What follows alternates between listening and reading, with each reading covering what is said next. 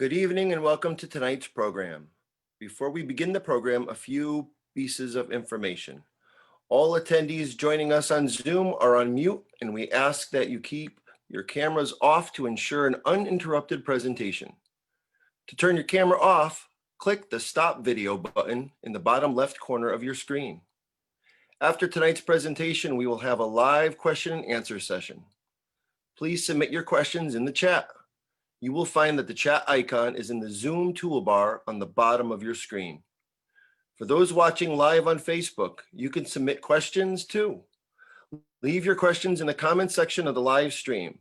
We will do our best to ask as many questions as possible.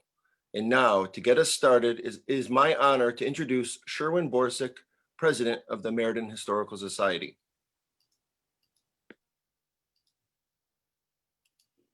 Hello, everybody.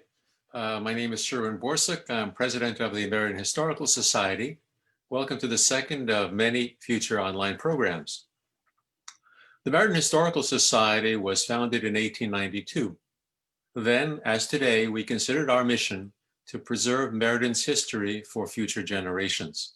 We host programs at the Meriden Public Library and exhibits at the Andrews Homestead on West Main Street in Meriden. The following program will be our second virtual presentation on the internet. Our research center in South Meriden is open to the public, to anyone desiring to research the history of their Meriden home or family, or to learn more about any facet of Meriden's history. At the moment, because of the pandemic, we are open by appointment only and use necessary procedures to keep our visitors and our workers safe. We maintain a website at meridenhistoricalsociety.org with information on Meriden's history and contact information to reach us with any question. Please visit our site and consider joining the Meriden Historical Society as a member. We rely on donations of items from Meriden's rich history, as well as financial donations to fund our activities. Our website has a PayPal link for joining the society or making a donation to support our work and our programs, both physical and virtual, such as the one you are about to see. I'd now like to introduce Lauren Thompson of the Meriden Public Library, our next speaker. Good evening, everyone. My name is Lauren Thompson, and I am the head of community services for the Meriden Public Library. I'd first like to thank the Historical Society for including us in this program. And second, I'm going to show you this year's ornament.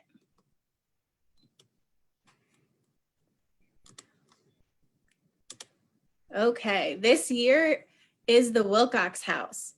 Every year, the Meriden Public Library produces an ornament. The ornament is available for purchase from the Friends of the Meriden Public Library bookstore, and then you pick it up at the information desk in the library. Meriden ornaments have been produced by the Meriden Public Library Local History Department since 1994. Each pewter medallion is manufactured by the Woodbury Pewter and features a Meriden historical landmark. All proceeds are used to purchase books, periodicals, archival supplies, and other historical items. The ornament prices are as follows. It is $10 cash, $11 if you pay by credit or debit, and checks should be made payable to the Friends of the Meriden Public Library. If ordering by mail, please include $5 shipping and handling and send to the attention of the Friends of the Meriden Public Library at 105 Miller Street, Meriden, Connecticut. For more information, please give us a call at 203-238-2346. Now I'd like to introduce Justin Piccarello, a member of the Meriden Historical Society Board of Directors.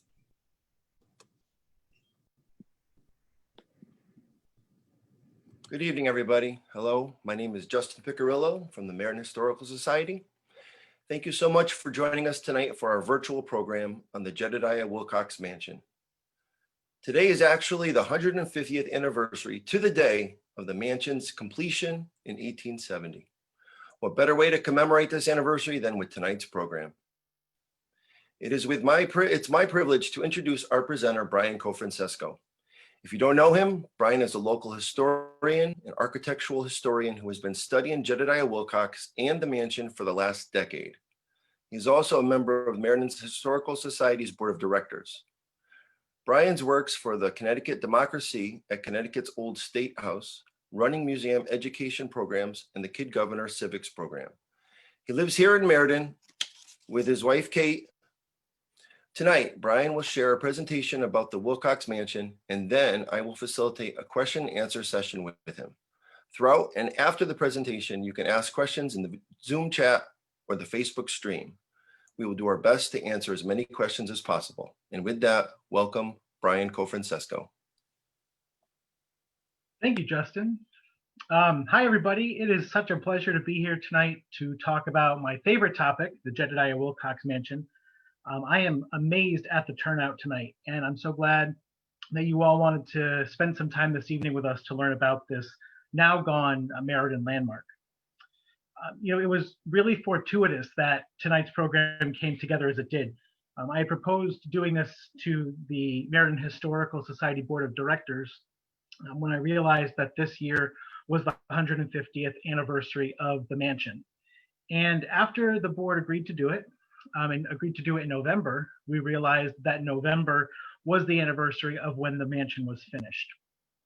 And shortly after that, Lauren from the library reached out and said that the Wilcox Mansion was going to be on their ornament this year. And then just after that, we found out that the date we chose tonight was the exact 150th anniversary. So I think it's all just meant to happen. And we're so glad that you're here to celebrate it tonight. I'll also be making a big announcement later on. Lauren's announcement about the ornament was the first big one for tonight. The other one is about another commemoration about the Wilcox Mansion that will be debuting very soon. So I'm thrilled you could all be here tonight. I'm going to tell you now, I'm going to be reading off of some notes. Otherwise, you'll hear me rambling for the next 4 hours. So I'm hoping that to keep you engaged and excited and really interested in what we're talking about this evening.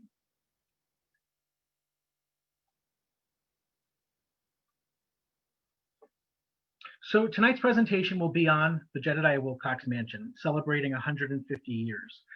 I'm going to talk about a whole bunch of things tonight. I'll talk to you about Jedediah Wilcox himself, the man who built this mansion, about the mansion and its history, and then a little bit about how it's remembered today, which is something that I find really fascinating.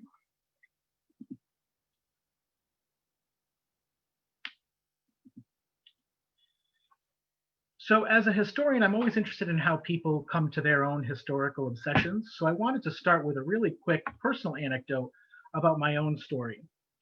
I've been interested in the Wilcox Mansion for about 20 years as I was reflecting on it. It all started with this picture of this, almost Addams Family-esque looking building, which I found when I was in 7th grade on an online historic tour of Meriden. I was in middle school and I had exchanged emails at that time with the city historian, Richard McBride, who told me about the mansion's history and really got me excited to learn more. So it was really this picture and learning about this house that started my interest in Meriden history from a young age.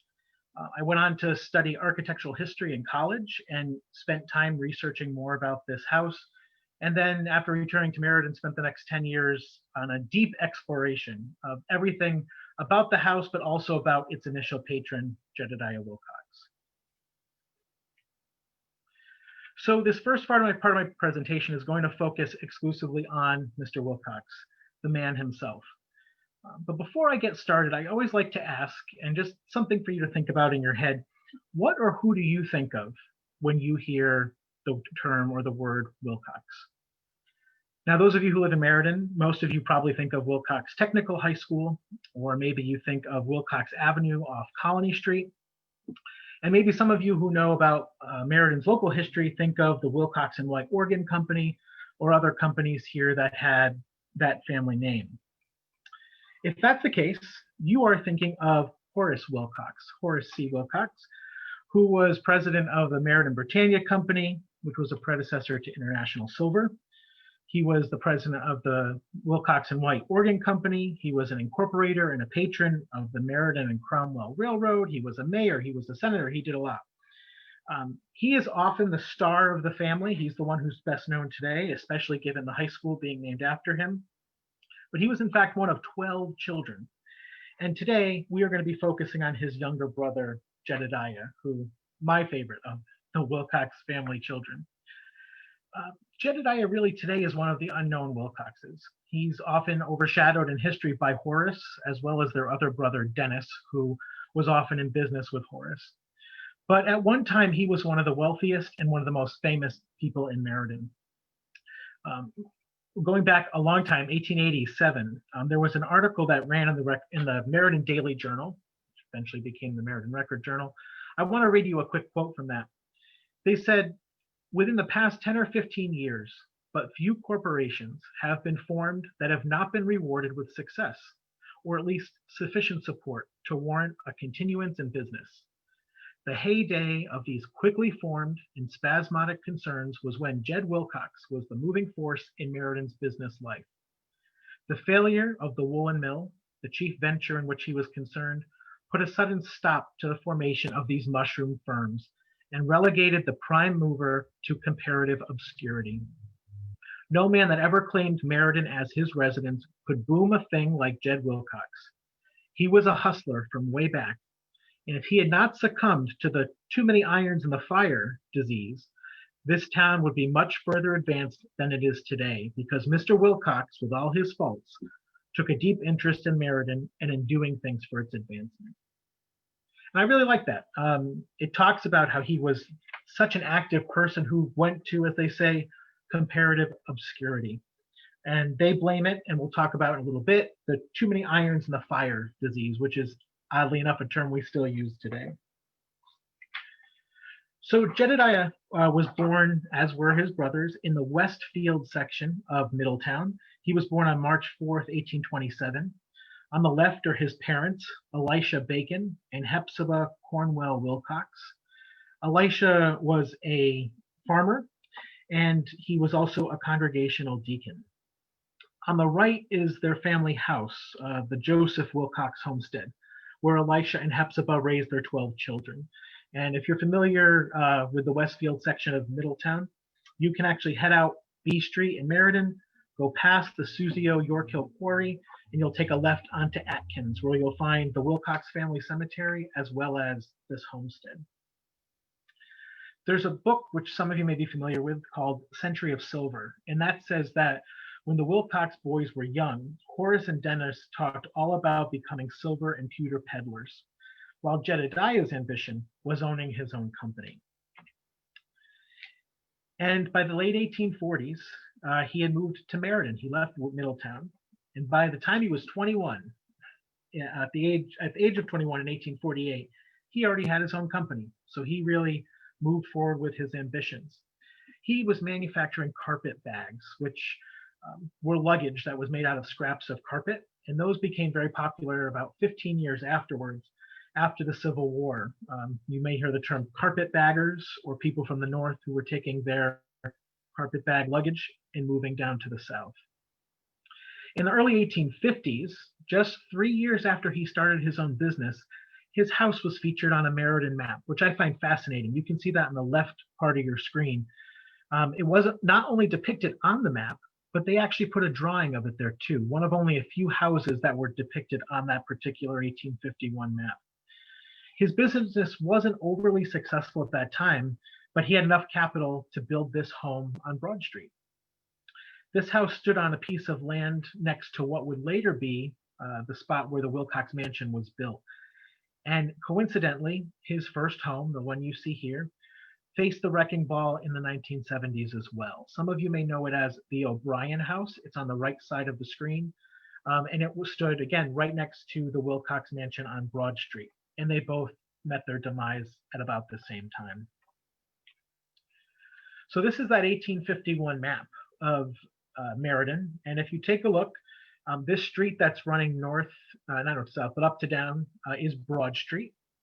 And this right here, going left to right, is Camp Street.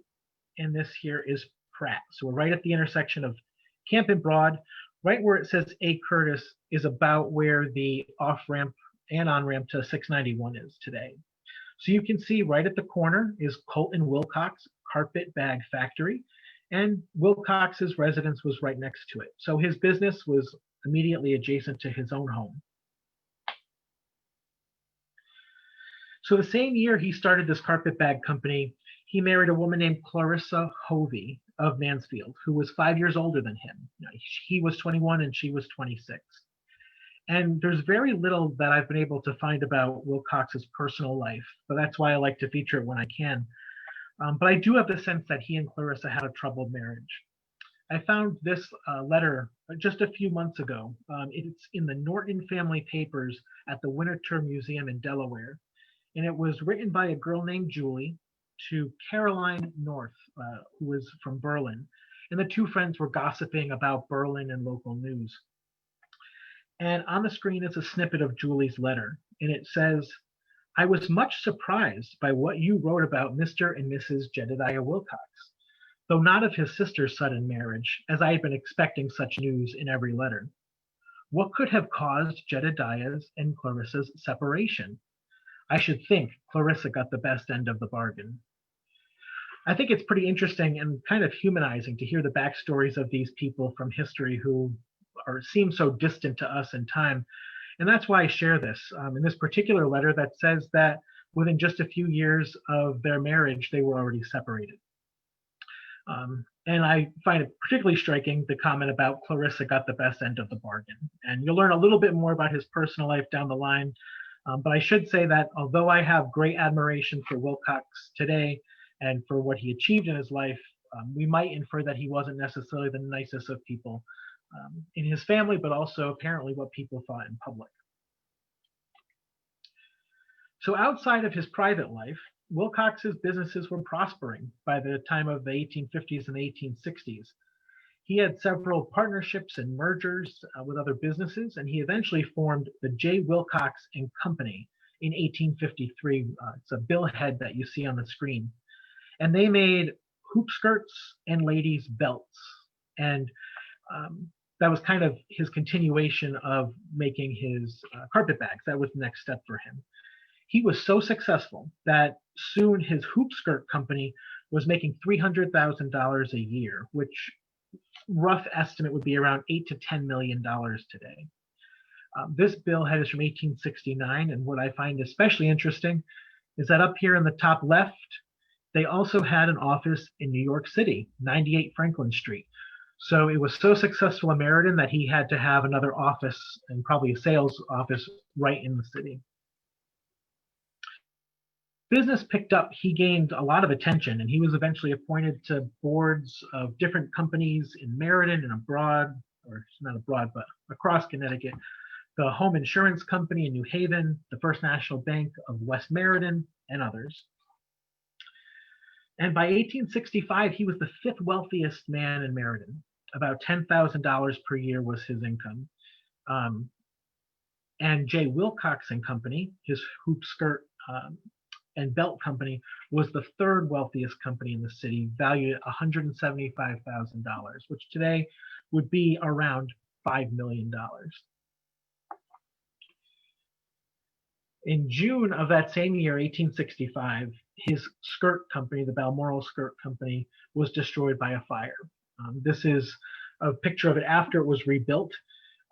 When it caught on fire, it was only about a year old. And what you see on the screen, that article was from the New York Herald Tribune. This fire was so big, one of the biggest in Meriden's history, it made national news. It was in newspapers all over the country. He soon rebuilt this factory. You'll see again here on the screen as the Meriden Woolen Mill. Those of you who are from Meriden know it today as 290 Pratt Street. So very close to the site of where the Wilcox Mansion was eventually built. So for nearly 20 years, Jedediah was making his name in manufacturing woolen goods, the carpet bags, the hoop skirts, the belts. But in 1865, he decided to cross into Britannia ware or metalware. It was a new metal that was growing in popularity, and opposed to pewter, it was more durable, it was more smooth, and it was shinier too. Jedediah partnered with his brother Horace, with a man named Charles Parker, who we'll talk about later, Aaron Collins, and Hezekiah Miller, some names that might be familiar to you in Meriden history, to form what was called Wilcox Britannia Company. And he operated that company for just 2 years before selling it, and it would then become the Wilcox Silver Plate Company after he left it in 1867, and that's the building that you see on the screen. I've been searching for years for any pieces of Britannia-ware that were made during this 2-year window, and I've only ever found this one spoon. I know you might be hard to see it right now, but this tiny little spoon found on eBay. The only thing that I can really find from this company. There are some records that are available at the Meriden Historical Society, but otherwise, that period and its origins have really faded into history. The company eventually merged after it was Wilcox Silver Plate to form International Silver in 1898. And the one that you see here, this factory, was also on Pratt Street. So by this time, Jedediah's wealth was equal or around, I guess you'd say about equal, or a little less than his brother Horace, and even of that of other manufacturers in the city. One account talks about his wealth, and they say he, quote, rode about in a flashy carriage drawn by a span of high-stepping horses, driven by a coachman and attended by a footman, both in uniform. I think that's interesting because not only is he riding around in this flashy form of transportation, if he's going between his factory on Pratt Street and his house on Broad Street, he's not traveling very far, but he still has the means to be able to do that. So I talked about Jedediah's personal life and his struggles there. Just to go back to that, he and Clarissa only ever had one child, Irving Wilcox, who died at age 4 from scarlet fever. And you can see his gravestone on the left. I think their marriage, as I said, was probably already strained. And after that, that probably made things even more challenging. So in 1865, as his businesses were booming, his personal life took a bit of a turn, and his wife, Clarissa, filed for divorce, which I think is a pretty strong move for a woman in the 1860s. Among the things that she charged him with was what she put 5 years of infidelity. The image at the center of the screen is a picture of their divorce papers, and there's a line that reads, and further showing that the said respondent has at divers times during said period committed adultery with divers lewd people.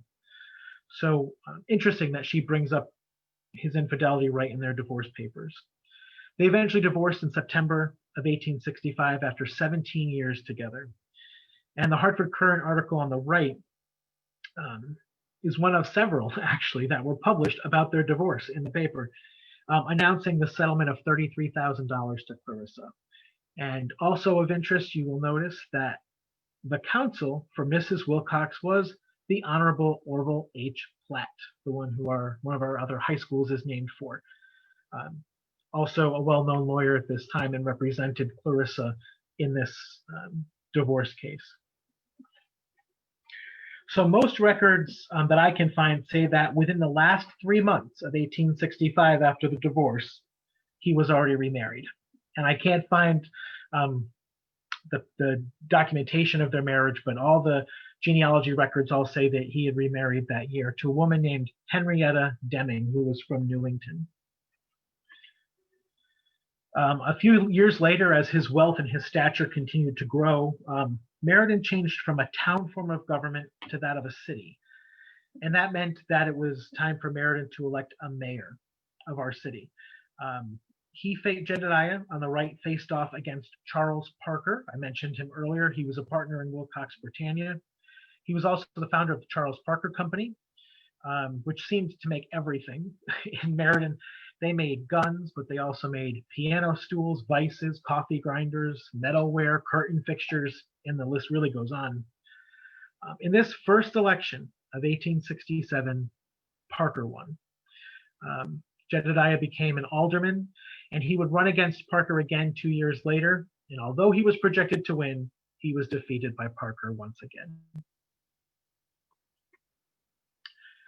So I bring you back to this picture that I showed you of the first pictorial evidence of Wilcox's house in Meriden from 1851, living, as we talked about, on the corner of Broad Street here and the cross of Camp Street, in what we would later know as the O'Brien House. Despite losing an election, as I said, his businesses were still pretty booming. And after only 3 years marriage to his second wife, and 1 year after the birth of his daughter, he decided it was time to build himself a more suitable residence, the one that we're here to talk about tonight. That, of course, is the Jedediah Wilcox Mansion, which was built from 1868 to 1870.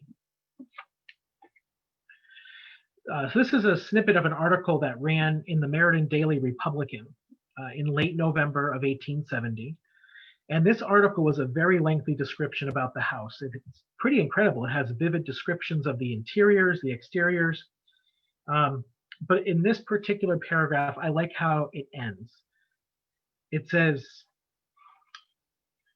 "That may be said without doubt that Mr. Wilcox has the finest residence, except for perhaps that built by Legrand, Lockwood, and Norwalk, in the state. May he long live to enjoy it."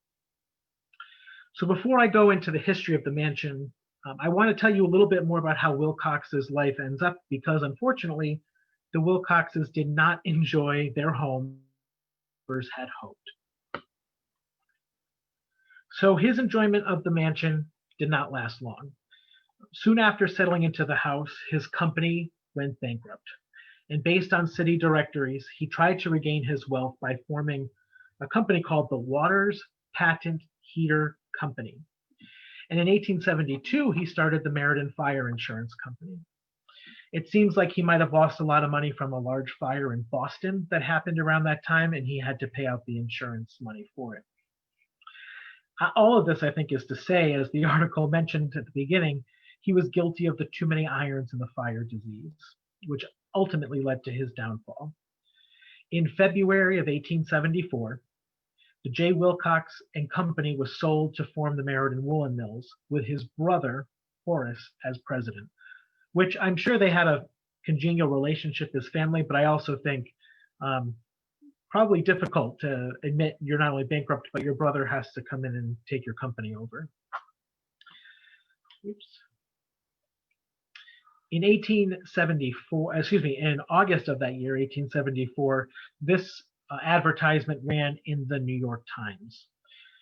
It says, "An elegant mansion for sale at public auction, the 9th of September, 1874, splendid residence and gardens lately owned by J. Wilcox, Esquire." So the mansion had to go up for auction. He was broke and he had no other choice. He and his brothers attempted to save it and to purchase it, but they lost out their bids to a man named William Bradley. And Bradley was an industrialist in Meriden, a businessman. He was the owner of the Bradley Trotting Park.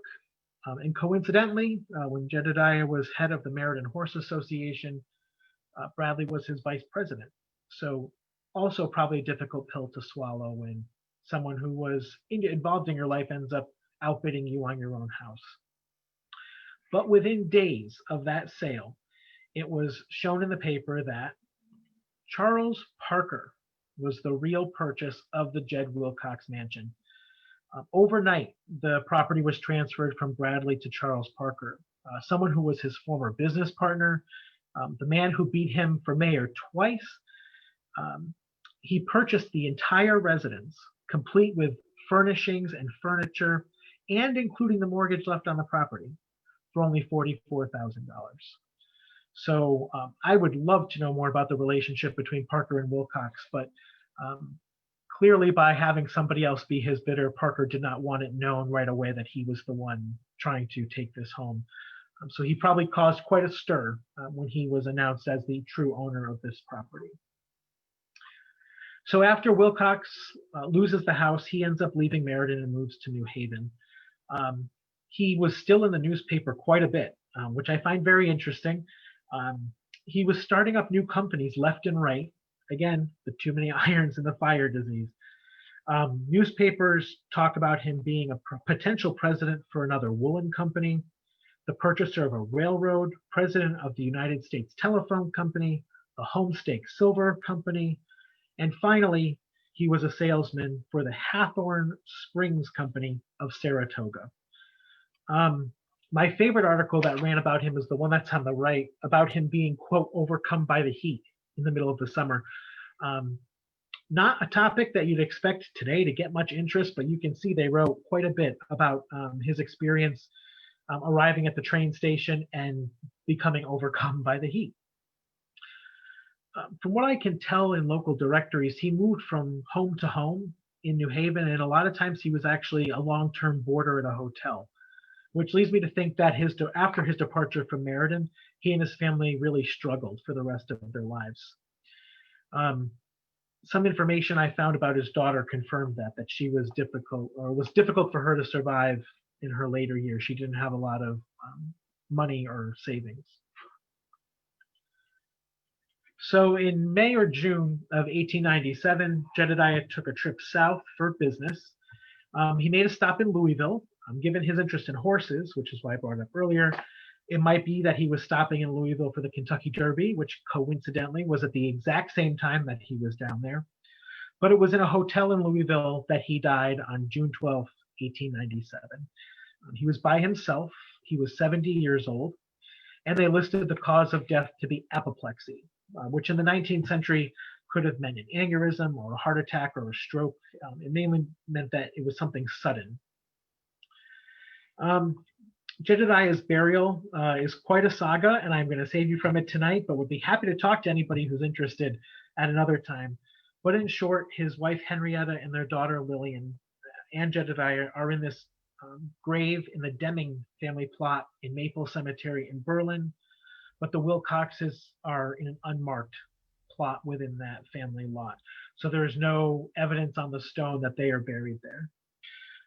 So although most people don't know Wilcoxes are laid to rest, I'm hoping that presentations like this and sharing more about the house and his life will keep them from, as the article said, slipping into obscurity. So now let's talk about the mansion, which is what you're all here for. The mansion that we'll talk about, as you can see here, was designed by a man named Augustus Truesdell, who was of Rockville, Connecticut. He designed several houses in the Rockville area, and research shows that his son actually lived on South Colony Street in Meriden and was a joiner, someone who did woodworking. So I've started to wonder, is that maybe how Jedediah came to employ Augustus Truesdell as the designer of the house? Those of you who, many of you I'm sure remember where this house was, but if you don't, I'm going to remind you again after the map I showed you earlier. This has changed in a slightly different direction. The bottom of your screen is Broad Street. The left is an insurance map, and the right is the same view, but on a Google map from today.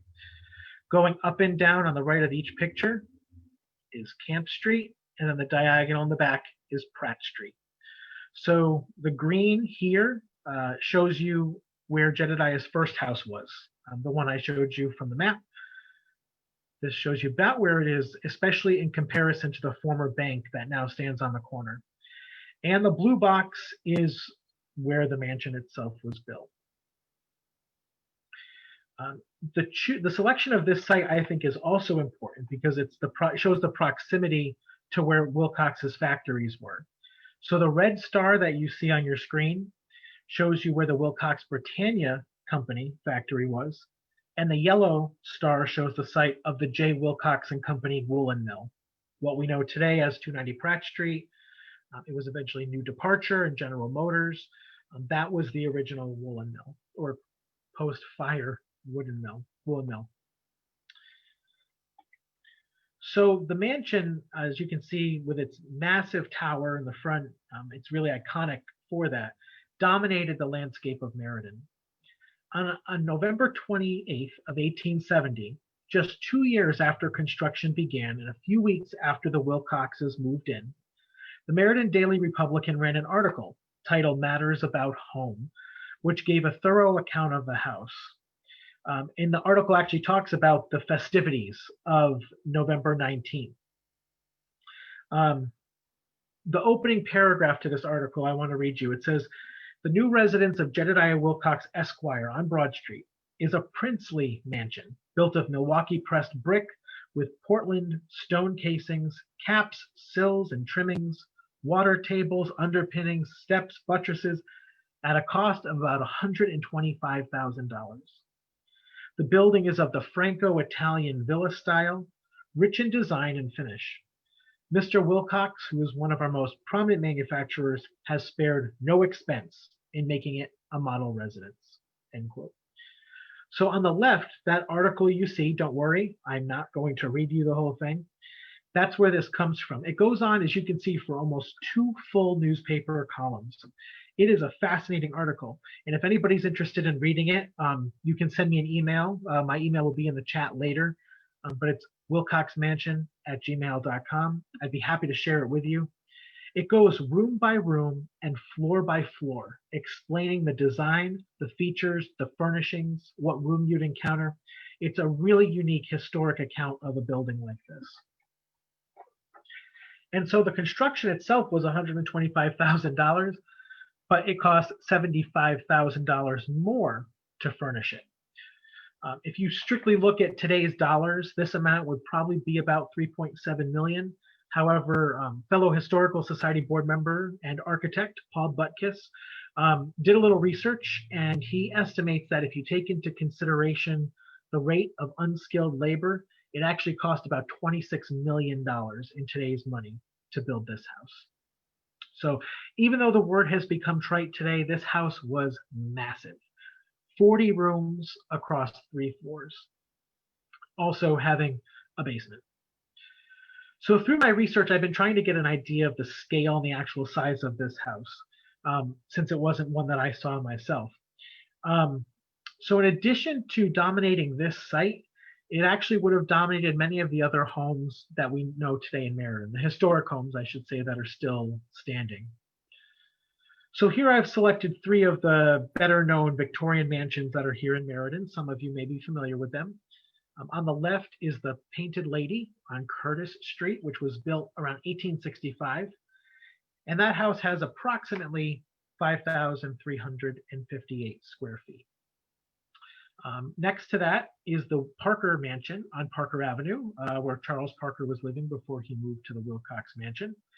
And that was built around 1860 with 5,750 square feet. And to the right of that is the Isaac Lewis Mansion, which is on East Main Street. It's the former Samazic Funeral Home and is currently a mosque right near City Hall. And that has about 8,000 square feet. So while these houses are huge on their own, of course, the Wilcox Mansion had to be built bigger than those. Just examining floor plans, and these are taken from fire insurance maps, you can see that the footprint is larger than those houses that you see pictured. But when you look at square footage, I took the square footage that was mentioned in individual rooms in that article from 1870, and that gives us a little under 4,100 square feet. But that's only 10 rooms. There were still 22 more, and then I think based on better counts, more than 30 rooms still unaccounted for.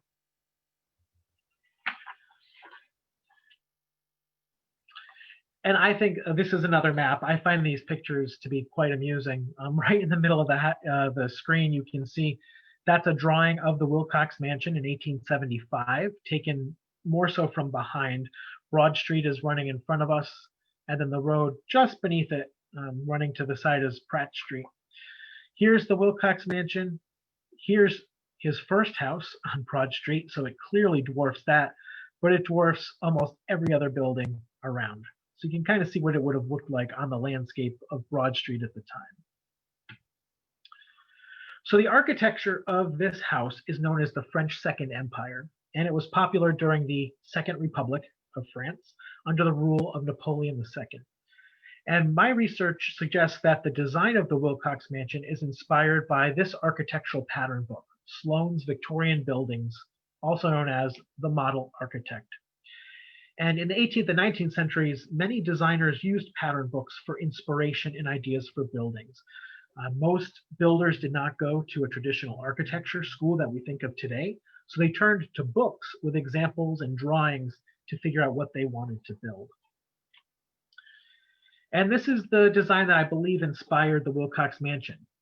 It is based on a design for an A.M. Eastwick And it was built on the banks of the Schuylkill River near Philadelphia, the house that you see on the left. It was built for about $30,000, which is a far stretch from the $125,000 that it cost Jedediah Wilcox.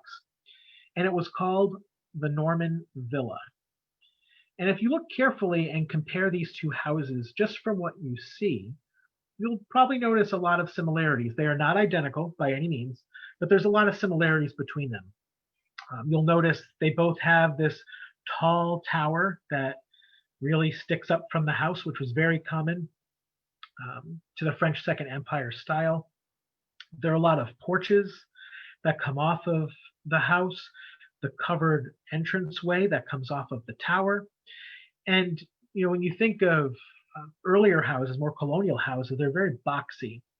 But this period of American history, when we're seeing more Victorian houses, walls get pushed out, other walls come in. There's a lot of push and pull on the surface of these buildings, as you can see in the case of the Wilcox, walls come out, walls go back. It's almost like the building is exploding. It goes in all these different directions. And if you compare the way that these houses were intended to be built, or I shouldn't say it that way, if you compare, I guess, essentially a floor plan or an outline of the buildings, on the left is the Wilcox Mansion, taken from an insurance map that was done, the Sanborn insurance maps, which were done of most of Meriden. And on the right is the outline of the Norman Villa from that pattern book. You'll see that there are also, again, a lot of similarities. Here at the center, both houses have that squared tower with an entryway. You can see those there. And what I find most unique and what really convinced me that these houses are very similar and that the Wilcox was based on this is back here in the corner. They both have this octagonal tower that was built, which you'll see it in some of my later photos of the Wilcox Mansion. You may be able to see it here. Nope, can't see it on this one. But the octagonal tower in the corner, which I never really had seen in other designs for Victorian buildings, plus the use of porches that come off of the sides of both buildings. They both have this squared porch or like a veranda in the back, and the use of windows, bay windows, rounded windows, very similar in design. And when looking at different features of the house itself, these are windows. On the left is a drawing from that pattern book, and on the right is a picture of a window from the Wilcox Mansion. You can see they have these double arches of windows that are used with this circular design on top. So all this is to say that Augustus Truesdell was likely using this as a reference when designing this house, but also putting his own spin on things. It's not an identical copy, but this was his inspiration. When you look at some of the bay windows in this house, very similar designs, again, with the windows, with the arches that go over these windows. He went in a somewhat different direction. When you look at the tops here, he has this round pattern, these cut throughs, versus here it was more flat. But he's taking these ideas and making them his own. And even looking at the doorway of a rounded window of sorts above the door. And you can see here on the right from the pattern book, there are these continual arches that come off of that door. And I actually just discovered this yesterday on this photo of the Beechwood Lodge door, also known as the Wilcox Mansion. These arches that kind of radiate out from the door. So when I was doing my research into this house and looking at these comparisons to see if they might be connected, I decided to take a look and see what this pattern book recommended for floor plans and for the sizes of the houses, because I still am not sure how big this house was ultimately. The article I talked about, Matters About Home, does say the dimensions of some of the rooms in the house. So what I did was I made this chart, which is probably too small to see, and it's not all critical information, but I broke it down by floor: basement, first floor, second floor, and attic. The name of the room that the pattern book says and how big Samuel Sloan said the room should be. compared to the room in the Wilcox Mansion and how big it was when it was built. So I've highlighted a couple examples. The front hall of the Norman Villa was recommended to be about 14.5 feet by 39. In Meriden, Augustus Truesdale built it 14 by 38. So it's like half a foot or a foot off in each direction, very similar. The dining room was meant to be 17 feet by 25. Oops. The dining room in the Wilcox Mansion was 17 by 22. So by doing this, I was able to get a good sense of all the rooms that were recommended for this house, because the second and third floors of the Wilcox Mansion are not really documented. We don't have photographs or measurements. So what this helped me do was better estimate the size of the mansion itself. So I mentioned earlier that I was at about 4,100 square feet as we were doing some math, but using the breakdown of rooms from the pattern book, that brings us to about 7,500 square feet. Such a big house. But there were still 12 or more rooms that were not accounted for. So we can guess this was probably an 8,000 to 10,000 square foot house. So this is just my mental process and my thought process as far as trying to learn a little bit more about this building. So now that you've seen the exterior images of the house, I want to show you some of the interior shots. Some of these pictures haven't been seen in years or really studied, so I'm excited to share them with you tonight. Several of them are from the Metropolitan Museum in New York, from their curatorial department, and I'd really like to thank Cynthia Schaffner and Alice, I'm sorry, I'm going to get this, it's a difficult one, Freelingheisen, for allowing me to research in their curatorial archives a few years ago. And also a thank you to Amelia Peck and Moira Gallagher for granting me permission to use these in tonight's presentation. I believe Moira is on the program tonight, and I really appreciate the help that she and the others at the Met have given me. So, I wanted to show you a quick floor plan, which I found when I was doing research at the Met. This is more of a recent one. It was probably done just before the house was demolished. But I want to just give you an idea of the first floor of the house. That's where most of the photographs I'll show you are from. So right here at the bottom of this map is the entrance to the house. You can see this little note here they wrote in that says lions, the two lions that are guarding the front door. You would have gone through the front door into a vestibule and then into the front hall, which spanned all the way to the back with a grand staircase. And on the left of the house was the reception and sitting room, the dining room and the pantry. And on the right was the front parlor, a sitting or music room, and a library at the back. So I wanted to just put these in order as if we were moving through this first floor of the house so you could get an idea of what the inside felt like. You can see here those big stone lions guarding the front door. So you would have gone up through this really impressive entryway and through those doors right at the center. And this would have been the first thing you would see inside the house. This is a photograph from the Metropolitan's collection. This was the main front hall. If you look, you'll see there are paintings, there's ornate carvings, really fancy lighting fixtures, the beautiful grand staircase. And I'm not going to go into huge detail on here. I think it's more fun for you to take a look around as we go through this, but just such an incredible building. This is another view of the front hall. You can see the clock in the back. And you can also see on the left side of the screen, on the newel post or the bottom of the banister, this statue of a man holding a torchlier or a torch with a light at the top. And we'll talk about that a little bit more in a couple minutes.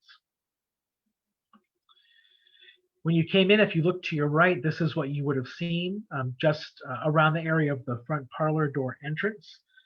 A large mirror on the right with a marble slab of a base.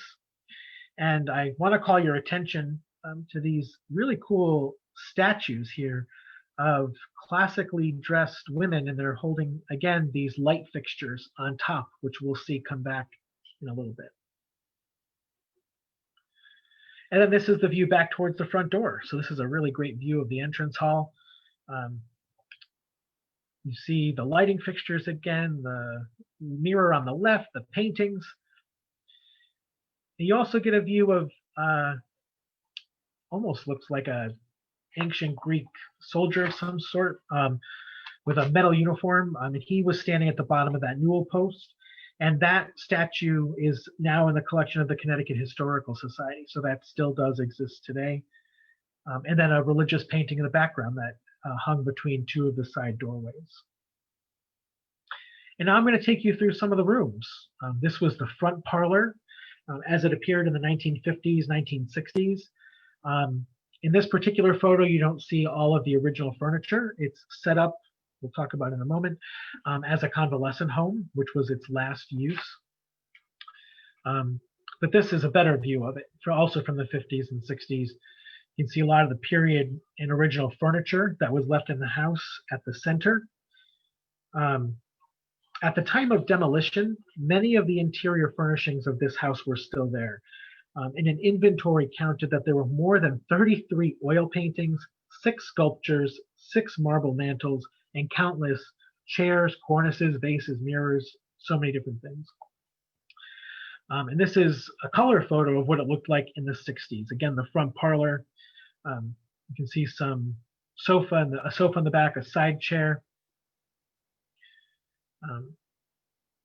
And we'll take a closer look at these pictures in a little bit. Just off of the parlor was the music room or the sitting room, which sat just in the back. You can see the huge mirrors over the fireplaces like was in the parlor, and really elaborate carved wooden tables, sofas. And one of the cool things I like is, and different accounts talk about it, there were taxidermied birds, and here's a giant peacock stuffed right in front of the window of the music room. The dining room, as it appeared again in the 60s, sideboards and mirrors and wood carvings all around the edges of it. And another sitting room, I'm not positive if this is the one in the front of the house or maybe it's located on one of the upper floors, but this was also documented by the Metropolitan. Only a couple photos exist of the upper floors, and so you can see a bedroom here in this view. Again in the 50s and 60s, but original furniture still on the walls. And a close-up of one of the beds up on the upper floors with this very fancy cameo picture of a woman at the center and all carefully carved, possibly hand-carved wood bed. So as you heard earlier, I want to keep our story moving along. I talked about Charles Parker and how he purchased the house from Jedediah Wilcox at auction.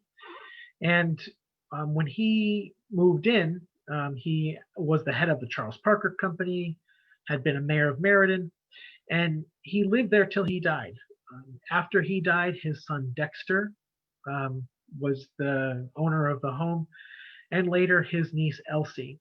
And so the Parkers actually owned the mansion until the 1950s. It stayed in their family. They eventually sold it to a woman named Josephine Fiala of Middletown, and she converted it to a convalescent home. That's where the name Beechwood Lodge that you saw over some of the doors comes in. I think it's really interesting, the tagline where retirement means gracious living. If I looked at a retirement home and saw this photo, I'd be there in a second. This is a promotional brochure that was put out that promoted the building, and a lot of the photos that I've been able to find come from this brochure. And they show even what a bedroom looks like, which is what you can see here on the right with some beds in what I believe is one of the parlors of all places. Some of what I've read in different articles says that there were up to 28 people who could live in this house when it was a nursing home. I don't know that they were always at that capacity, but that was about what they estimated were living there. So in 1967, keeping our story moving forward, again, it's been sold from the Parker family. It's now owned by Ms. Fiala. Ms. Fiala made her plans known to close the nursing home, and she began conversations with the Mobil Oil Corporation for the demolition of the mansion and the construction of a motel, restaurant, and gas station. In that same year, 1867, the Meriden Arts and Crafts Association, which you may know better today as Gallery 53, and the Meriden Historical Society led a Save the Mansion campaign, along with the mayor at that time, Mayor William Shea. And their goal was to raise $400,000 and additional grant money to purchase the mansion and the property and restore it to develop a museum. So plans were developed for a museum that would showcase not only the history of Meriden, but also its culture, and bringing in exhibits from big institutions like the Smithsonian, the National Gallery of Art, the Museum of Modern Art, the Metropolitan Museum. They really had a goal of creating this cultural center, as you can see in the bottom right picture. And it was a very dedicated group of citizens who were trying to make this happen. At the same time, Ms. Fiala entered into an agreement with Mobil, and there was also an effort by Treadway's Motels. They were going to demolish both the Wilcox Mansion and the neighboring O'Brien House to make way for a gas station and a motel. And so the Wilcox Mansion remained in the spotlight for several years. They had to have zoning laws changed in order to make way for a potential motel and gas station. And there were lots of debates in public hearings and discussions about what is the best way forward. And people came to the table advocating their sides and why they felt the building should be saved or why it should be demolished. As news was spreading that the mansion might be demolished, the Metropolitan Museum of Art stepped in and offered to purchase 3 of the rooms from the house. And they did. They came in and they purchased the furnishings, the furniture. They took the walls, the windows, the ceilings, so that they could put in a permanent, or at that time it was not going to be permanent, but an installation in the Metropolitan in New York to make sure that the design and the architecture of this building would not be lost should the building be demolished. And we'll talk more about that in a few minutes. And the fate of the Wilcox Mansion made news beyond Connecticut too. This is an 1867 copy of Yankee Magazine with the giant headline across a double-page spread, 90 Days to Live, and an article with photos and a write-up about the campaign to try and save the mansion. So as time went on, the building fell into disrepair.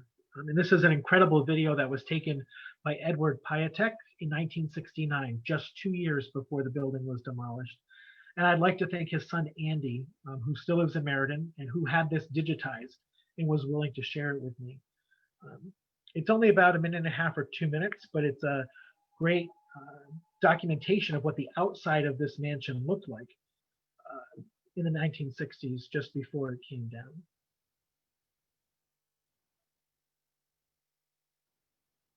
You can see this is the view from Broad Street, the view up to the main entrance of the house.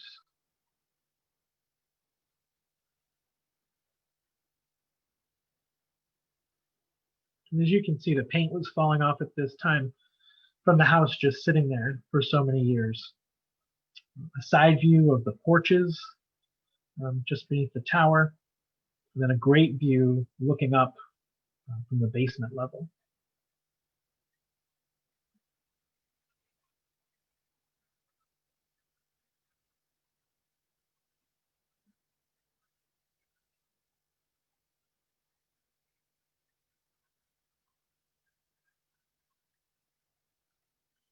If you're not familiar with the house, if you never saw it, I find it fascinating, and this captures it.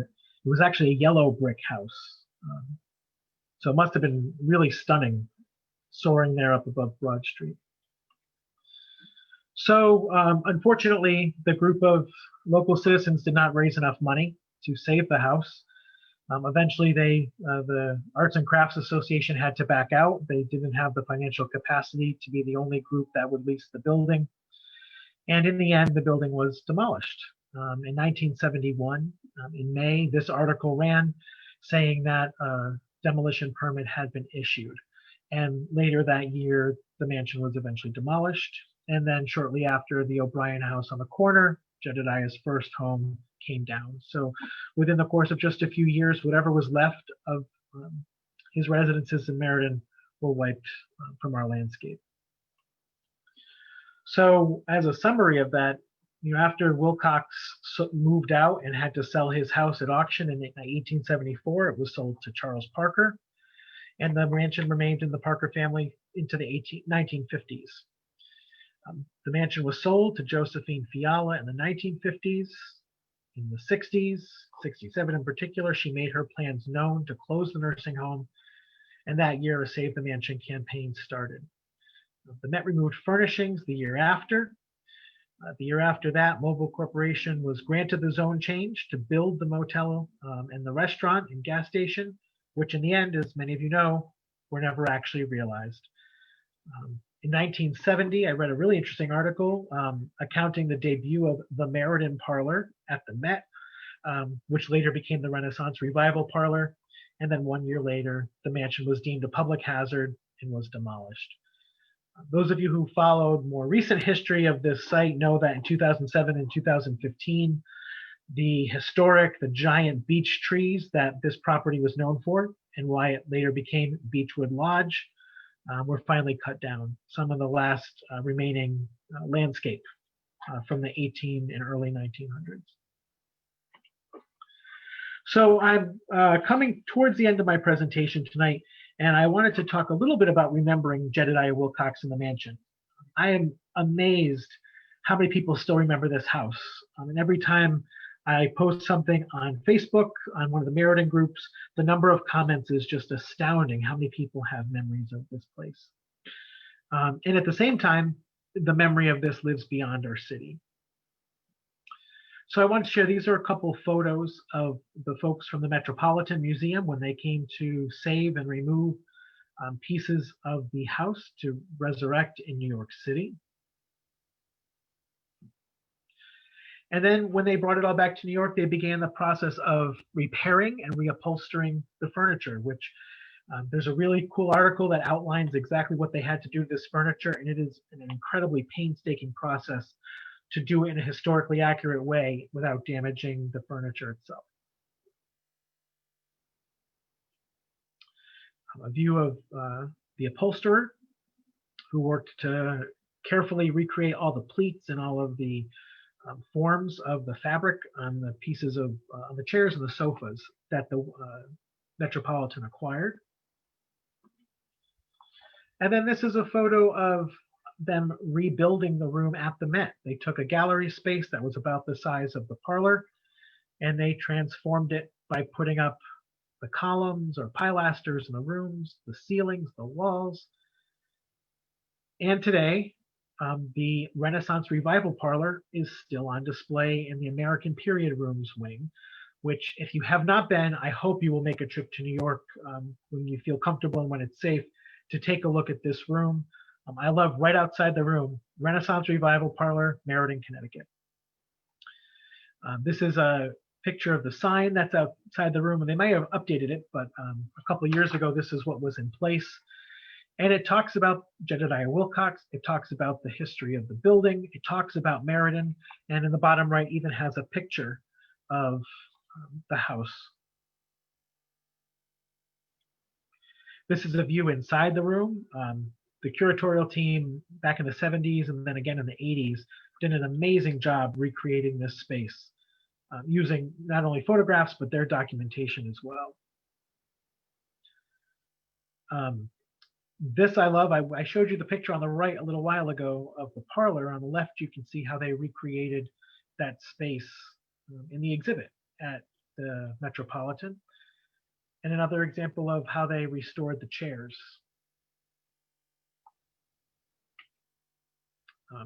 The ceilings were taken, the light fixtures, and even the same designs were repainted upon those ceilings.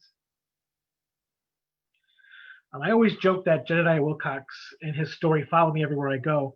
I currently work in the building that you see in the background. That's Connecticut's Old State House in downtown Hartford, where coincidentally, the man you see here, former Old State House director Wilson Foudy, he actually explored plans for installing a room from the Wilcox Mansion at the Old State House in the early 2000s. In this 2001 photo, you can see him on the lawn of the Old State House. And if you remember from earlier, that is one of the classically dressed women from the entrance hall holding her torch and what was originally a light fixture near that mirror. One of the goals was to install the staircase from the house, which was never realized, or one of the rooms.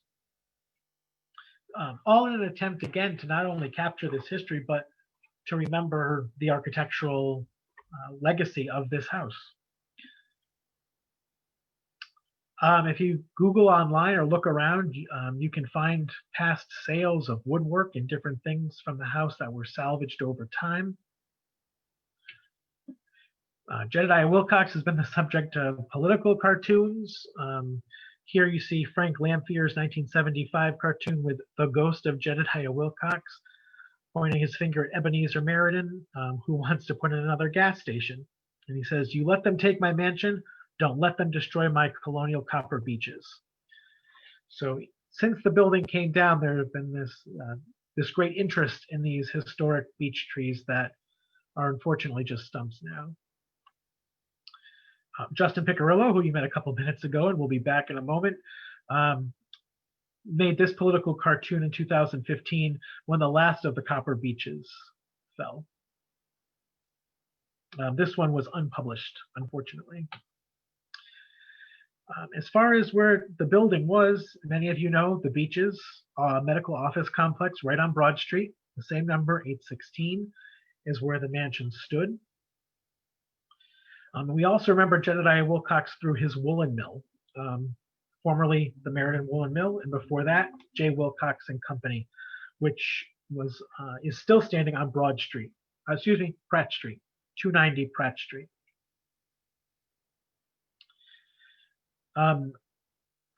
Years ago, maybe it's 20 at this point, a woman down in Virginia, Carla, worked to acquire and eventually restore the fence from the Wilcox Mansion and move it to her Victorian home in Danville, Virginia.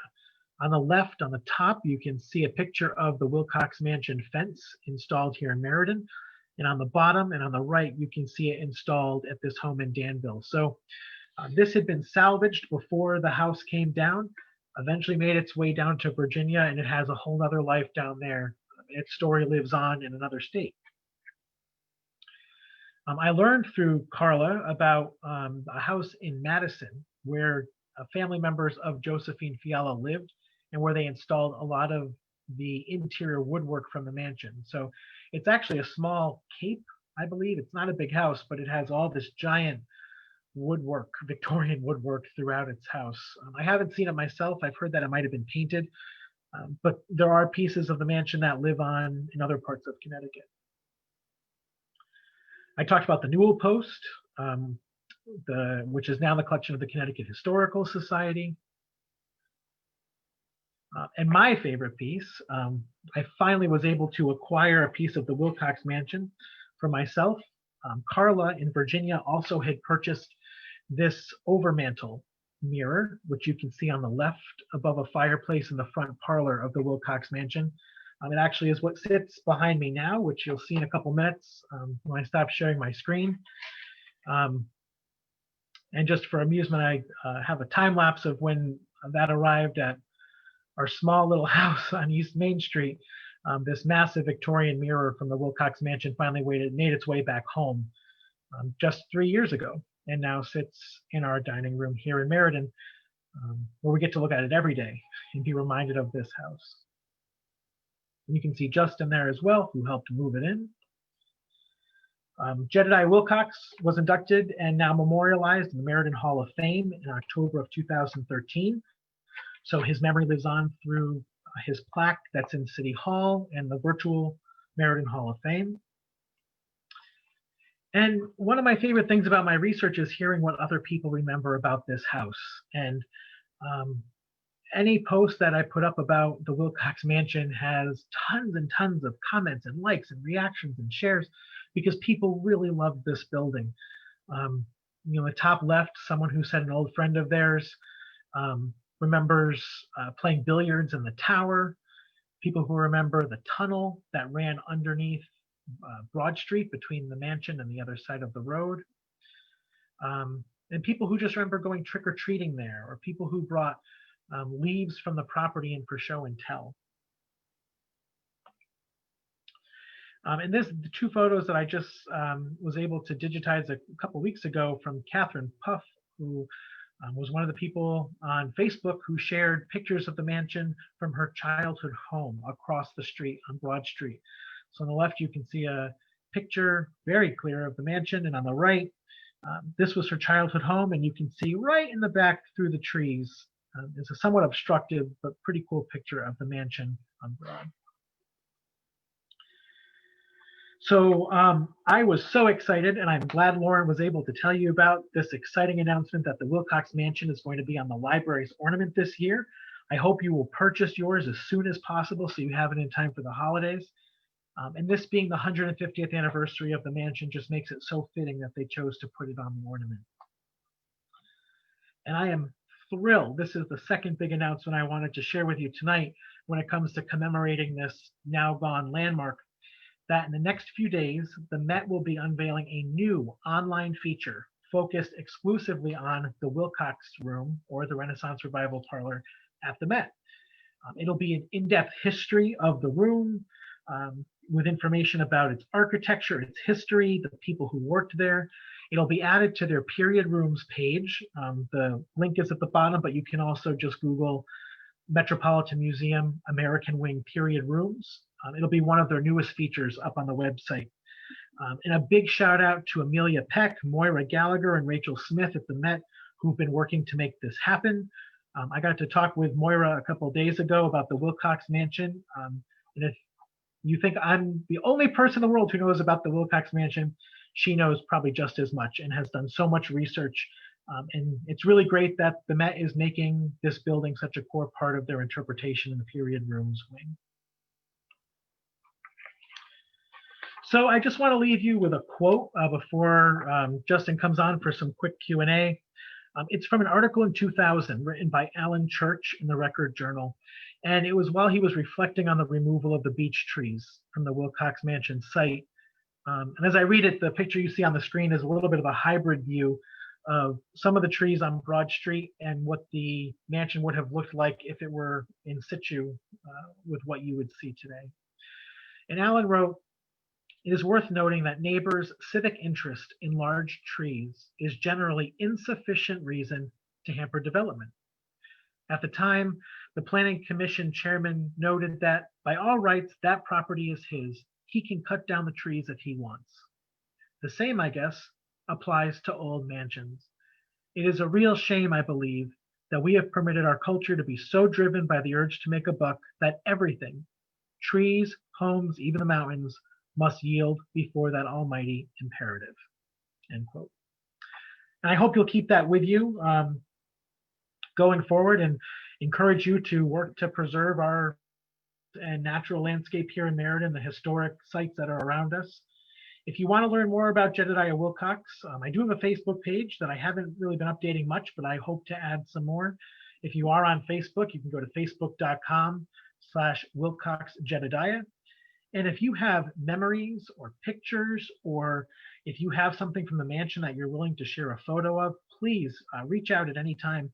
My email address is wilcoxmansion@gmail.com. And you can also get in touch with me through Facebook too.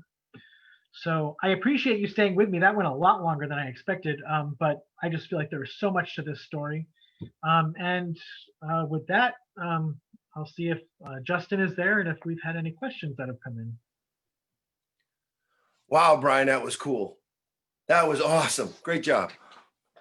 All right, well, thank you for your presentation, Brian. Now it's time for some questions. We got a ton of them. I've been writing them on papers left and right as they're coming in. So we get ready, buddy. This is going to go on for a while. This is going to be really good. Well, thank you all for sticking with it. That was long.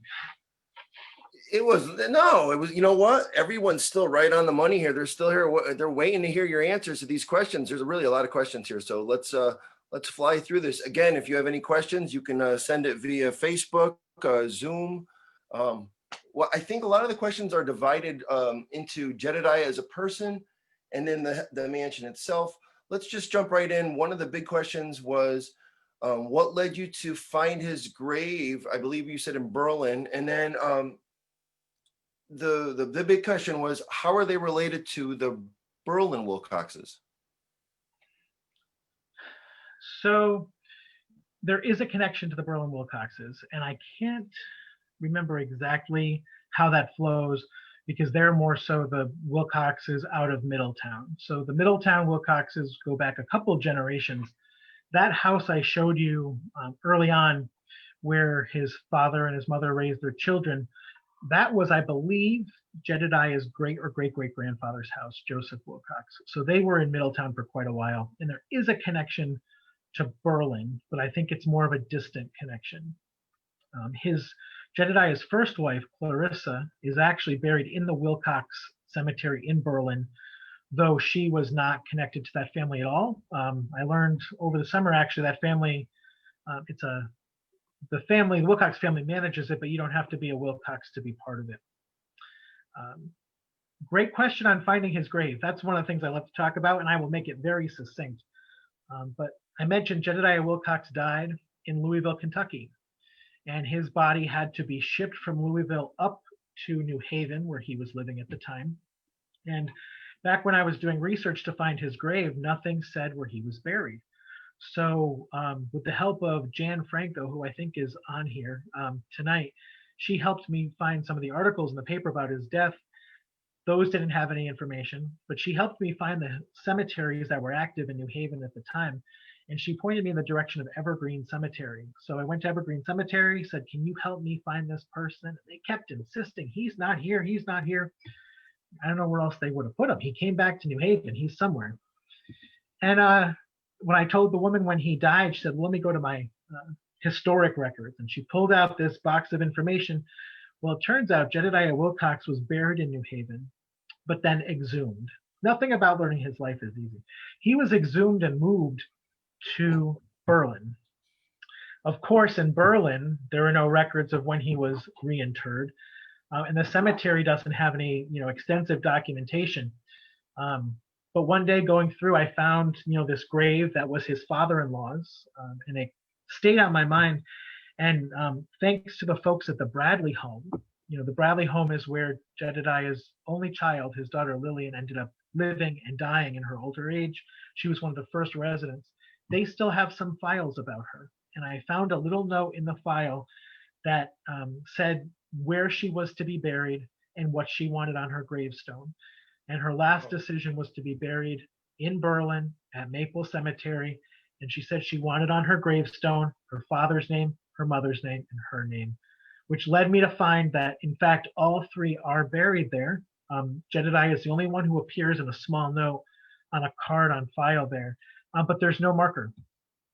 We've even done probing with the cemetery to see if there are any vaults or anything down there, and they can't find them, but it seems pretty clear that Jedediah was buried there, and his wife and daughter came later.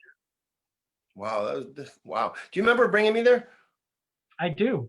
Yeah, that was a trip. It was in the snow. I remember, like, here we are. I'm like, where are we? All right, so listen to this. This question's a good question, right? Okay. You can ask Jedediah any one question. What would you ask him?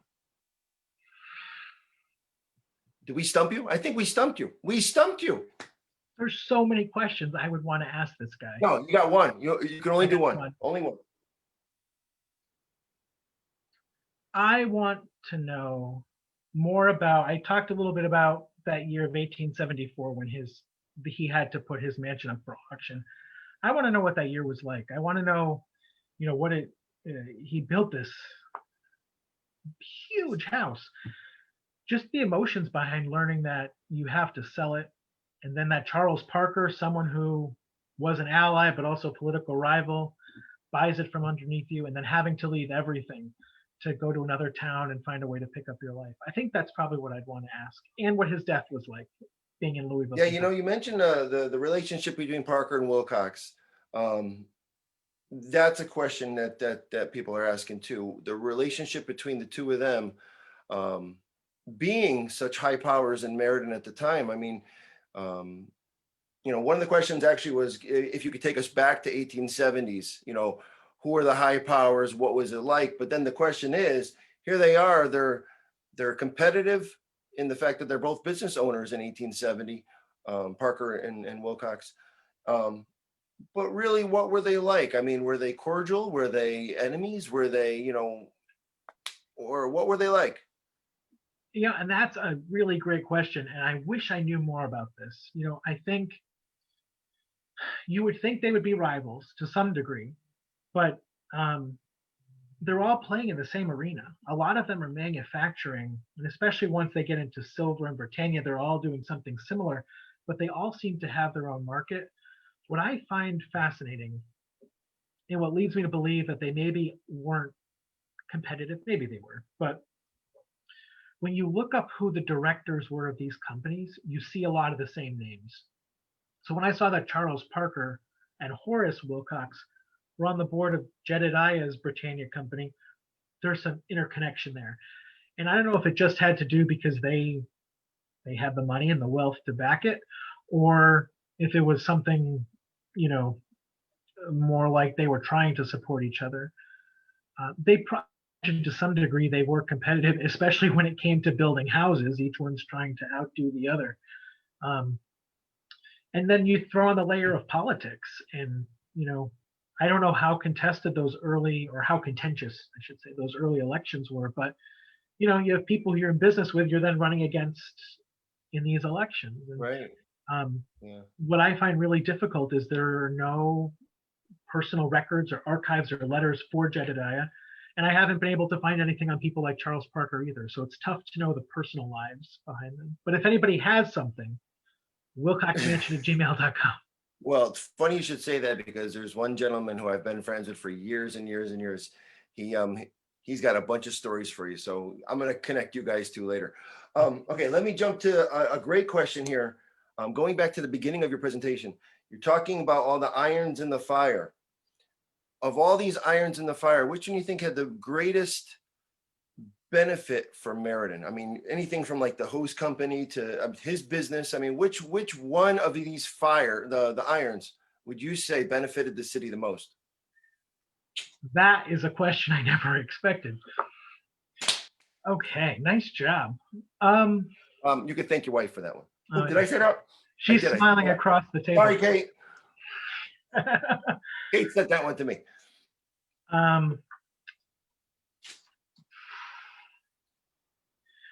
I would have to say it would be the J. Wilcox and Company. That article I read, everyone a snippet of, talks about these spasmodic and mushroom companies that would pop up and go away, pop up and go away. When he ran J. Wilcox and Company, that's what had carpet bags and then hoop skirts and ladies' belts, and I think they dabbled in corsets. He started that small in 1848 and ran it until 1874 when it all went bankrupt. So that's what, 25, 26, 27 years. Right. When you think about it, he had his woolen mill on Pratt Street. I mentioned how it caught on fire and he had to rebuild it. You kind of alluded to it, Justin, that as a result of that, he built the Wilcox Hose Company so that there would be a fire department nearby. That was on either Pratt or Camp, right around there, and eventually moved to Colony Street and is now the Sherman Avenue Fire Department. So it had its roots with his company and him wanting to make sure that there was a water supply in case there was another fire. I don't know how big his products reached, but his advertisements, the stories about his fires, those reached states and newspapers you would never think of. You'd see this one article and it kept popping up all over the country. So I'd have to say it's probably that one, because it really had the longest influence on Meriden's community, and that's what he's best known for, is his woolen mill. You mentioned a fire in Boston. Can you talk a little bit more about that? So that's something that I need to find more on. It was something, and I forgot where I saw the reference, but that right around the time when his company was going into difficult times, he started the Meriden Fire Insurance Company. And he would later go on to be the president of another fire insurance company in New Haven. And I believe it was that company who insured a property in Boston. And I forgot when the fire was, but from what I've read, there was some sort of big disaster and his company had to pay out. And When you've got that on the side, you've got the woolen mill probably not doing as well. It took a And his name financial. was tagged to that fire? His name was as what, an insurance holder, or where, what was his connection then? Just 'cause it was his, Sorry, go ahead. no, I didn't know if the, you were mentioning the fire in Boston, and then you were talking about in New Haven. I'm just curious, was his name tagged when, when you read about this in the newspaper? Do you think his name would have been tagged to all these articles about that fire? I forget about that one in particular. I got like hundreds of article clippings about him. But I wouldn't be surprised, because a lot of times when they would publish about a company, they would often say who the owner or who the president was. Cool. All right, let's change gears a little bit. So this one actually came up a number of times.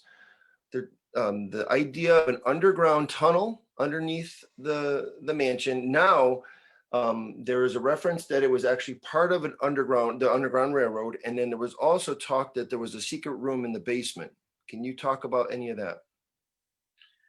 So starting with your last point, secret room in the basement, that I don't know about. So I showed you some of the pictures of the first floor. We know a little bit about rooms on the second and third floor, but there's no documentation that I've found yet really about what the basement included. I don't know a ton, but I have heard a lot of accounts of this tunnel that ran apparently like near a cistern underneath Broad Street towards like Yale Acres. There are these great stories. People said that they would go roller skating under there. So it must have been fairly sizable if people could stand up, even as kids, to get underneath. But as far as the Underground Railroad, no, that site would not have been part of the Underground Railroad. The Civil War ended in 1865, and the Emancipation Proclamation actually was 1863. Connecticut had abolished slavery prior to that, 1848. So there was no, Meriden did have enslaved people here, and that's an important story that's actually being worked on right now. And there are other people who've done great research into the enslaved people in Meriden. But by 1848, slavery was abolished in Connecticut. 1865, it was abolished in the United States after the war, and this mansion came 5 years later. So this would not have been in the time of the Underground Railroad. Gotcha. This is a really good question. I have it right here. Now, ready for this one? Now, this is really, really good. If you can recreate any room from the Wilcox Mansion, detail for detail in your own house, which room would you choose? Love that question.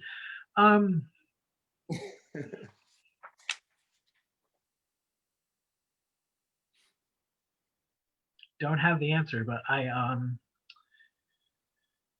well, the easiest one would be the parlor, because I just got the mirror here, throw it on top of a fireplace. But I think what I love is that entry hall. It is such a grand foyer into this incredible house. I love the staircase, the clock, the woodwork, and how impressive that would have been in the 1870s. If Kate allowed it, I would probably do the entrance hall. Kate would allow it. I'm sure she would. Me too. Would. Here's a great one. If I want to learn more about Jedediah Wilcox and the mansion, where can I go to? Or what can I turn to? Or where can I get information? So there are a couple different places. So there will be a recording of this talk if you want to hear it again. If you want to learn more about like the architecture, I did another talk 6 years ago maybe, and that's on YouTube. It's similar information, but there's a lot more in depth about the design of the building. I am hoping to put together a website which would share a lot of this information beyond my computer and my little head. So that's something that's on my radar for the upcoming future. There's more research that has to be done, but it's something that I picture slowly building out to share some of this. And I'm hoping to do some more posts on Facebook. So if there's an interest, I'd be more than happy to share a lot of this information out, share out pictures, articles, things that I'm coming across. But if you're interested in more resources, by all means, send me an email. Again, it's wilcoxmansion@gmail.com. Or if there's something particular you're looking for, I'd be happy to share articles if you just want to read, or point you to some books where he's mentioned in passing. That sounds great. concerning Mr. Wilcox and the floor plan. Now, this is right up your architectural alley here. How does the mansion's floor plan compare to the Wadsworth Mansion? Or the Wadsworth Athenaeum, I guess. Wadsworth Athenaeum, good question. They're very different. Wadsworth Athenaeum, the original structure, the castle part in the front, I believe, I work right down the street, but I'm not sure if the original footprint was just the square of the castle part that you see in front, the stone, or if it had other parts expanding off of it. But that is a very different layout than this house. The Wadsworth Athenaeum was built prior to the Wilcox Mansion. And when the Wilcox Mansion was built, that was really the height of this Victorian era. So walls, again, that are pushing and pulling in porches. And the Athenaeum was also designed as a public building versus this was designed as a residence. I will say, though, it's an ironic thing, but when I mentioned early on that they said he had the finest residence in the state, except that of LeGrand Lockwood in Norwalk. Ironically enough, I think there are quite a bit of comparisons between the Lockwood Matthews Mansion, that home they referenced, and the Wilcox Mansion. When you look at the design and the layout, it has an octagonal tower, which for me is like a check, got it. But not a lot of comparisons have been made between the two. But again, I could go on and on about that topic. So connect with me, send me an email if you want to know more about it. But I would say not too many connections with the Wadsworth. All right, let's do a few more. And then, like I said, I got a bunch of pages here. So you probably can, you can do a few posts on Facebook to definitely acknowledge some of these. Yeah. Here's a really good one. Are there any photos or videos of the demolition? I have not been able to find them. So I imagine, I mean, this was such a big deal. And I actually am struggling to find articles that talk about when demolition actually started.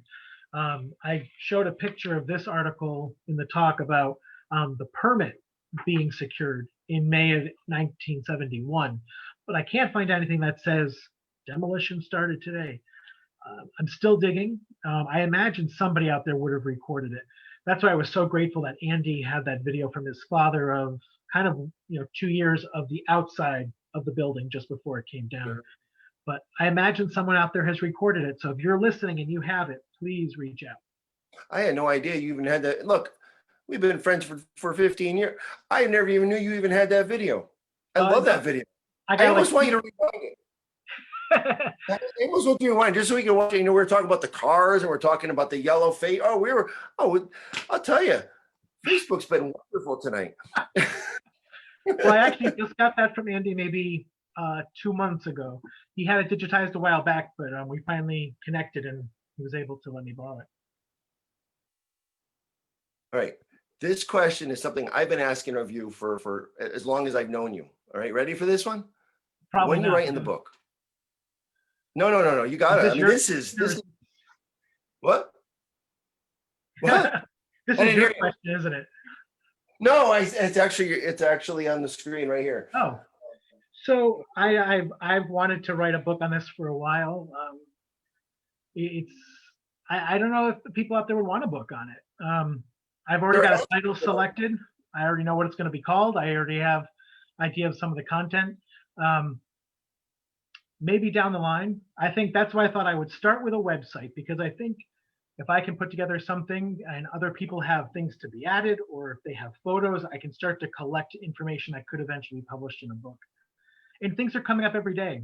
Part of why I included that that letter that's in a museum in Delaware that talks about their separation. I just found that 4 or 5 months ago. So there are little pieces that help pull the puzzle together, but I feel like there's more out there. So it's good to know people think there should be a book, because I know I've at least sold one copy and I'll buy one myself. So no, really, that came up, and I'll tell you, I mean, I like the rest of Meriden would be jumping to see that. I think that'd be great. As you know, I've been telling you that since you were that big. I mean, yeah.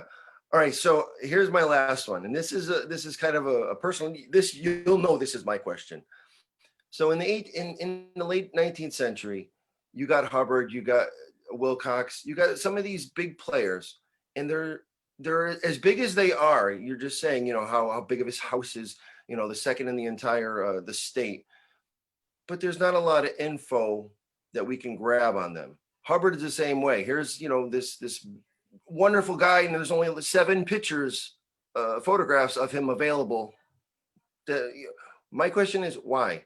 Why do you think Jedediah is still a mystery? Having an older brother who is as renowned as Horace, having the Britannia, having a brother who died, we know more about Dennis than we do about Jedediah, I think, at times. So my question to you is, why is he still so elusive?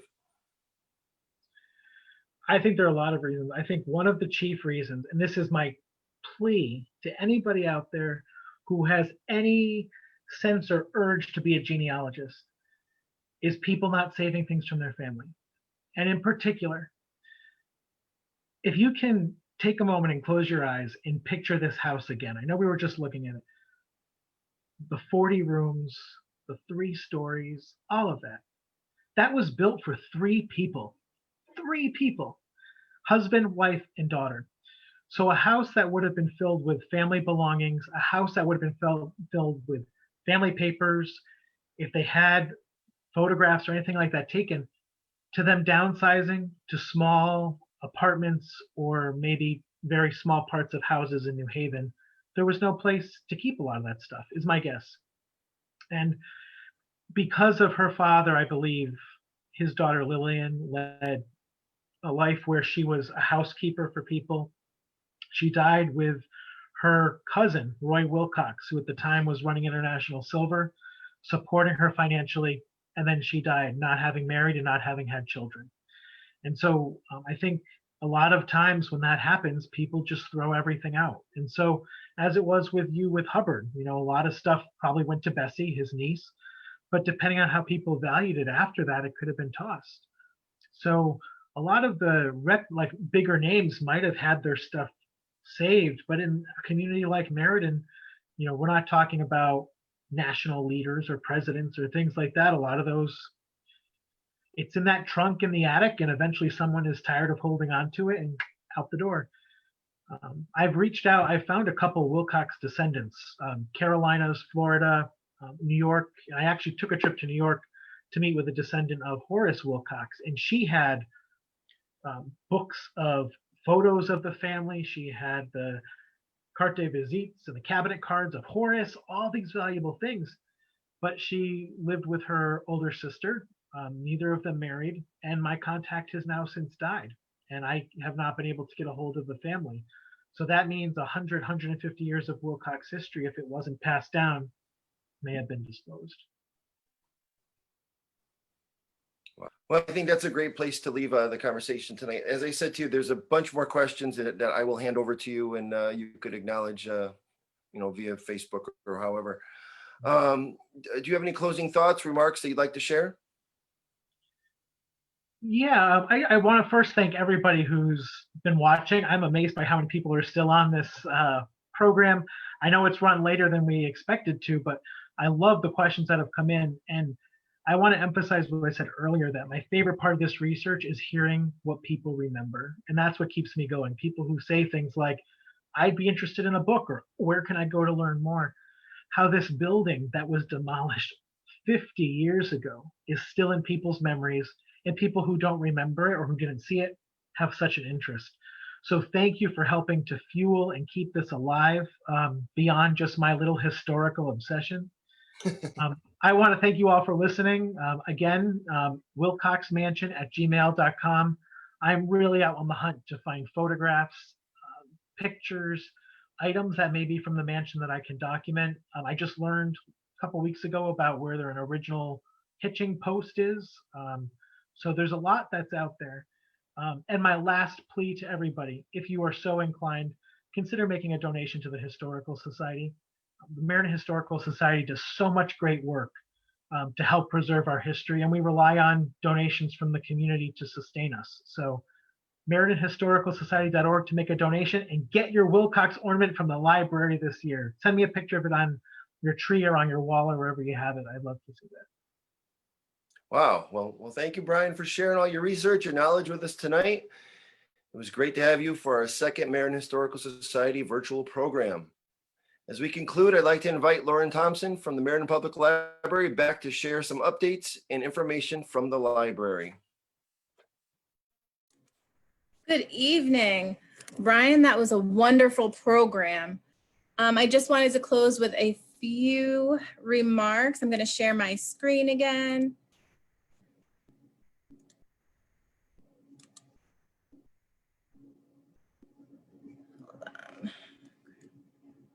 The Meriden Public Library is currently opening for browsing, computer use, and curbside pickup. Our phone number is 203-238-2345. This Saturday starts our Saturday hours. We are open from 10 a.m. to 4 p.m. And all three services are available: browsing, computer, and curbside pickup. If you need more information about the library or about our ornament, I will go back to a minute. Here it is. This is this year's Jedediah Wilcox House ornament. It is available for sale in the Friends of the Meriden Public Library bookstore, and you can pick it up at the information desk. Thank you for having me. Back to Justin. Thank you, Lauren, and thank you to the library for co-sponsoring tonight's program. Remember to buy your Wilcox Mansion holiday ornament, and don't forget, you got to send that picture to Brian. So, and if you can't get to Brian, I'll get to Brian. We'll find a way to get it to Brian. So we got to get that ornament to Brian. That's the bottom line. All right. So, and to learn more about the Meriden Historical Society, please visit the meridenhistoricalsociety.org website and like it on Facebook. We have more virtual programs on the horizon, including Buster Keaton, the greatest of the silent clowns, Hanover Park in South Meriden, and I will be back later, early next year, to be talking about another version of Hubbard Park, I guess you can say. Stay tuned. The Meriden Historical Society's Research Center is currently open by appointment only. If you would like to make an appointment, please do so by contacting the office. If you are so inclined, you can donate to the Society on our website and even purchase an annual membership via PayPal. Community support and memberships are what enables us to preserve Meriden's past for future generations. I hope you will consider making a donation if you've enjoyed tonight's program. If you would like to rewatch tonight's program or share it with a friend, recordings will be available on Facebook and on YouTube. With that, I would like to thank all of you for joining us. We hope to see you again soon, and please, in these crazy times, be well. Thank you so much. Good night.